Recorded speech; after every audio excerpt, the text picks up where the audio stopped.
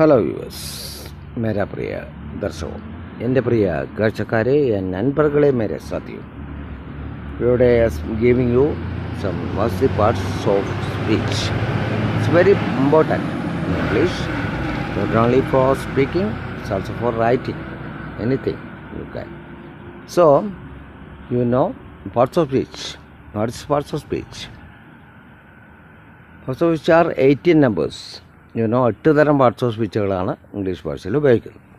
They are noun, pronoun, then adjective, verb, adverb, then preposition, conjunction, interjection. So lot of 8 ഞാൻ കൂടുതൽ നീട്ടില്ല, കാരണം കൂടുതൽ video നീട്ടിക്കഴിഞ്ഞാൽ നമുക്കും വല്ലാത്തൊരിതാവും. നമുക്ക് നോക്കാം. First one, what is noun? Noun is the name of a person. A വ്യക്തിക്കോ നാം, A place, ഒരു സ്ഥലത്തിൻ്റെ പേര് അല്ലേ. അതുപോലെ ഒരു എന്ത് പറയുക, ഒരു സാധനം, it's a table, anything as you can.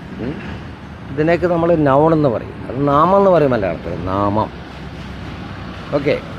പിന്നെ പ്രോനൗൺ എന്ന് പറയും. നെക്സ്റ്റ് വൺ, പ്രോനൗൺ എന്ന് പറയുമ്പോൾ നമ്മൾ ഉദ്ദേശിക്കുന്നത് ഇപ്പോൾ നൗണിന് പകരം ഇപ്പോൾ നമ്മളൊരാളുടെ പേര് പറയില്ല, അവൻ, അവൾ, ഇവർ, അത്, ഇത് എന്നൊക്കെ പറയും അല്ലേ.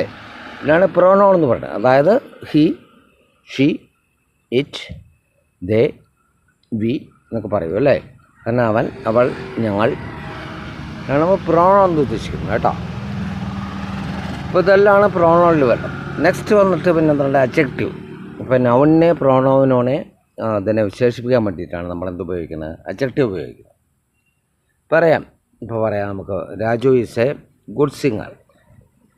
രാജു നല്ലൊരു പാട്ടുകാരനാണ് അല്ലേ, ഗുഡ് ഒന്ന് നമ്മളെ വിശേഷിപ്പിക്കുകയാണ് അവനെ, ആരെ, രാജുവിന്.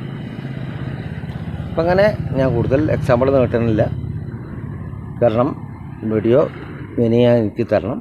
ഇപ്പോൾ 2 പറഞ്ഞപ്പോൾ നമ്മൾ ആദ്യം പറഞ്ഞു, ഏതാ പറഞ്ഞത്, first one noun and pronoun. then continue. Okay, see you afterwards. He is sleeping here. My God. Okay.